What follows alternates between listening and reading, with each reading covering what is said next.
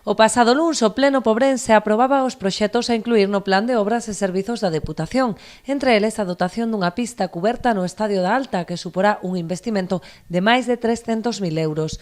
O ente provincial achegará 130.000 e o resto financiarase con fondos propios, dispoñibles grazas tamén á axuda provincial destinada a gasto corrente.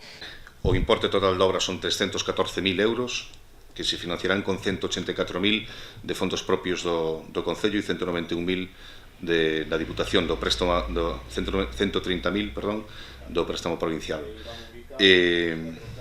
Isto non significa que 184.000 vayan a salir directamente das arcas municipais, senón que noutro apartado do POS, no que achega 2018, reservamos 154.000 de gasto corrente para os nosos propios orzamentos e, polo tanto, liberamos esa cantidade que nos permitirá cubrir a parte correspondente aos fondos municipais. A obra, que podería estar licitada a finais do próximo verán, contempla unha superficie de máis de 1.000 metros cadrados.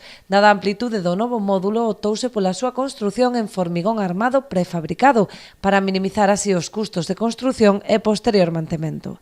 Unha instalación de entidade en canto a superficie e non queríamos que se nos desprazase nin o coste na execución, nin o coste despois no mantenimento anual, digamos, o día a día, non?